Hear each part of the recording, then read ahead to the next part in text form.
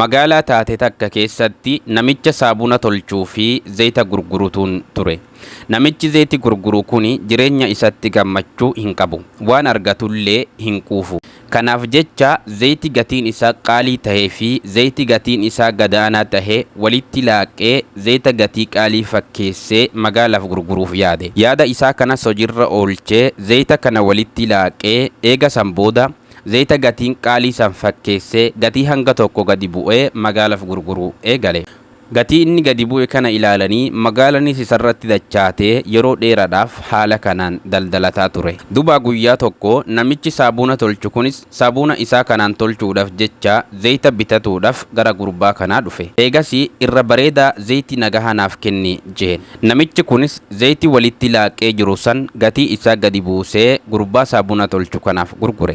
Gurbichinis gammadee zayita guddaa gatii xiqqaadhaan argatee fudhatee gammachuudhaan zayiti isaa qabatee gara mana isatti gale. Eegasii zayiti kana fayyadamee saabuna hedduu tolchee eega xumuree booda saabuna haga tokko jalqaba irratti namicha zayita gatii xiqqaadhaan isaaf gurgure kanaaf akka kennatti qabee dhufe. Namichi kunis saabuna kana irraa fudhatee baay'ee gammadee osoo hin rafin dura qaaman dhiqatee eega san booda ciise. Akkuma inni xiqqoo ciiseen qaamni isaa hooksisuu eegale. Yeroo xiqqoo boodas qaama isaa kan hooqaa dhaqee eegasii qaamni isaa kun haalanuu dhukkubee hanga iyyu takkatti isaan gahe. Akkasumatti bulee ganama gara mana yaalatti deeme. Mana yaalaa hoggaa dhaqee doktoroonni dhukkubni isaa kun saabunaa inni irraa dhiqaterraa akka tahe itti himan. Eegasii aaree dafee gara manatti garagalee saabunaa san walitti qabee qaadiitti geessee himate. Qaadiinis himatamaa akka inni dhufu taasisee namichi saabuna tolchu kunis dhufee qaadii dura taa'anii wal falamuu eegalan.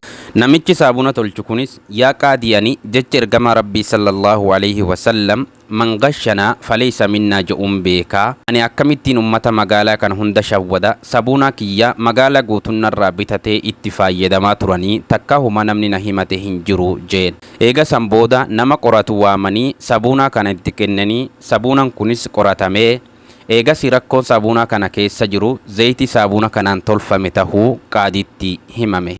Rakkoon isaa zayiti ta'uu hogguu baru namichi saabuna tolchu kunis yaa qaadi'anii zayita kana gurbama kanarraa hin bitadhee jeen. Eegasii warri achi jiru hundinuu ija gama gurbaa kanatti garagalchan. Lakki ani zayita wahiituu walitti hin laaqne jee ofirraa falmatuu yaalullee arrabni isaa walidhee homaa dubbatuu hin dandeenye. Eegasii qaadiinis waan murteesse isatti murteessee innis akkasitti galata hojii isaadhaa argate. Kabajamtoota fi jaalatamtoota maatii chaayinaala sunnaa rasuulaa viidiyoo gabaabduu kanarraa waa baratuu keessan shakkii hin qabu. Haga viidiyoo kanarra caalu walitti deebinutti assalaamu alaikum warahmatullaahi wabarakaatuhu.